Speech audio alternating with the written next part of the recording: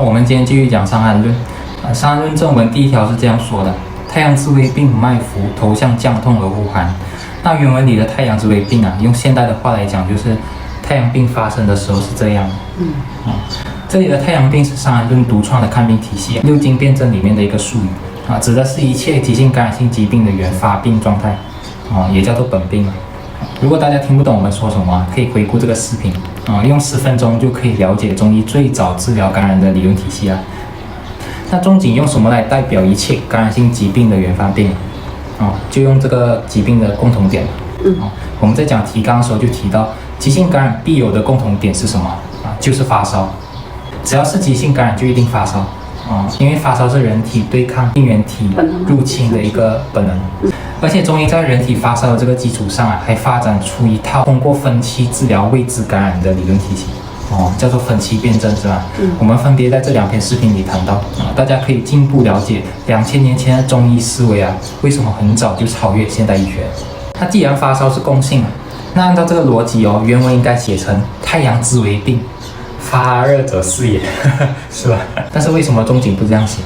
我们看同时代的中医经典《黄帝内经》他就曾经这样子写过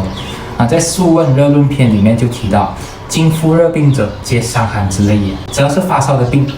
都属于伤寒也就是急性感染。所以中医很早就认识到发烧是急性感染的共同点。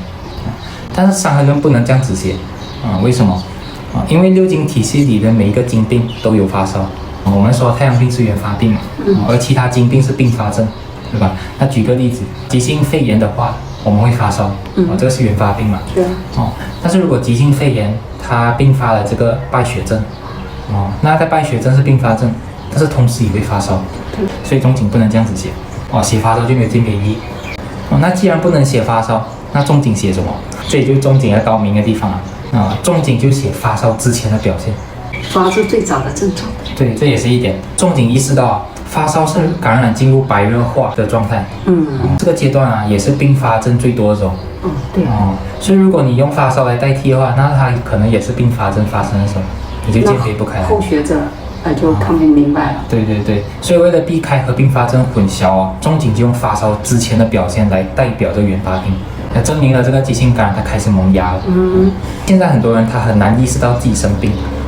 除非发烧起来是这样的就是很少跟身体链接，所以接受不到讯号对只要没有发烧就觉得自己没病但其实不是这样的。伤寒论就告诉我们发烧是感染白热化的阶段。对但在发烧之前我们就已经感染了为什么病情会白热化？就是因为感染加重了等于是说原本在感染早期的时候我们有机会干预它这个有黄金阶段，我们好好休息吃一些食物就可以好了尽早对治肯定是对，但是我们错过了，所以才会发烧所以因此仲景他就用发烧以前的症状做提纲也是为了提醒大家在早期就要意识到并且要及时的干预不要等到发烧对，所以原文就这样子写叫太阳之为病，脉浮头项降痛而恶寒脉浮头痛、项强还有恶寒就是发烧之前会出现的表现是一切急性感染最初期的征兆我们感冒都有这样的经验嘛？对，感觉突然特别怕冷对，尤其是身体酸痛这个表现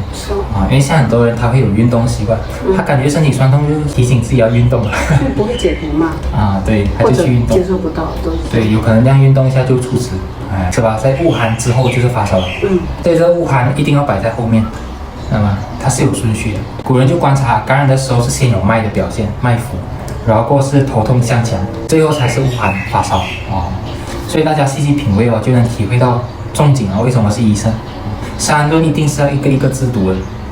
你才会读出味道。那么讲到把脉在中医界也是有很多理论大家开始学一定会越学越复杂其实这里面是有讲究但是很多人不知道其实每一种脉法它都有适应症比如说我们讲这个伤寒论，它是讲急性感染的这个专著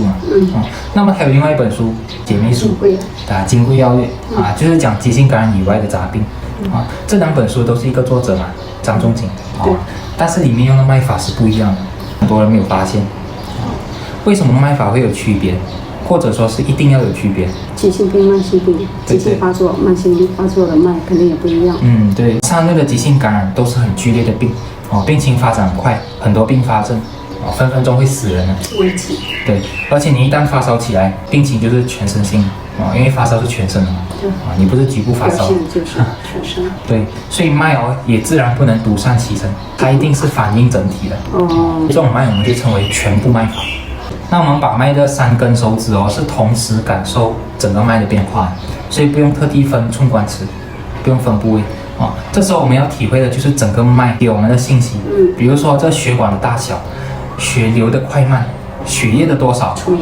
还有心脏的强弱这些。对，这些信息对于我们开方用药，还有对于这个病情的预后判断都很重要。那如果是不发烧的杂病比如说一些成年老病，好像我们说胃溃疡这种，是吧？很慢的变化可能几十年才要人命的这种情况我们就可以通过分部脉法来诊治，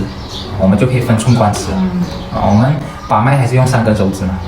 但是这时候这3根手指体会到的部位就有讲究了对，大家可能听过主流一点的，就是分左脉心肝肾右脉肺脾命，男女又不一样是吧？很复杂。就左脉右脉气血对。但仲景教我们的就比较灵活我们把手举起来是吧？把手举起来，那我们在寸关尺的部位想象有一个人站立，一个站立的人，哪一个部位我们摸到有异常，那就是对应的这个部位有问题了比如说头有病的话，那么就靠上的位置会有异常那如果是胃有病，那就靠中间了是吧？如果是生殖系统有病，子宫这些，对，它就靠下一点那如果脚有病，那就对下了对，所以病人有这个胃溃疡颈椎病肾炎什么病肿瘤通过摸局部脉就可以摸出来就有异常这个就叫全息脉法有点像那个电子扫描你跟那个老师也是嘛，也是用这一套对啊，他用的就是这一套但是大家要知道如果是全身病变为表现的杂病，比如说动脉硬化高血糖这种就整体手下是很明显的。对，这种你就不用分部了你就用全部脉法因为它是整体嘛。对呀，你全身需要对呀，我们这一派就很容易摸出来肿瘤囊肿结节。对。然后还有就是三高脂肪肝或者因为它太容易了手感整体表现。对，所以金贵的时候我们就会讲到都是有依据的比如说这个动脉硬化，我们就会摸到病人的脉很硬是吧？凸起来了好像那个水管一样硬的一点都没有柔软度。会弹性对，那如果是高血糖，那我们摸到病人脉就会不平，就好像那个竹子的结一样涩涩是吧？因为它太粘稠了，很多糖分是吧？高脂肪的是这样。对，也会有。所以有时候我们会用1只手指把有时候用2只手指其实也都是可以的所以大家要知道在不同情况就要用不同的脉法绝对不是一个招式打遍天下无敌手这样才真正的符合这个疾病的自然规律那话说回来，这3路的全部脉法它是不分左右的它没有说好像左脉是什么，右脉是什么，没有。我们把左边的脉跟右边脉都是一致的当然了，一定会有一些细微的不同。为什么因为每个人他都有一些基础疾病，对吧？那么在急性感染的时候基础疾病反应的脉跟这急性感染反应的脉，它又会混在一起，所以又会出现出一些细微的不一样所以这个是肯定的，这才是正常的，不可能完全一致但是不会差太远所以我们摸全部脉法的时候不可以太偏执死死抓着一个点不放那个不行。把脉也是参考。对，我们要抓大放小把握住整个脉的气势就可以了不要太钻牛角尖好，那我们下一期再告诉大家这个脉浮是什么脉为什么会浮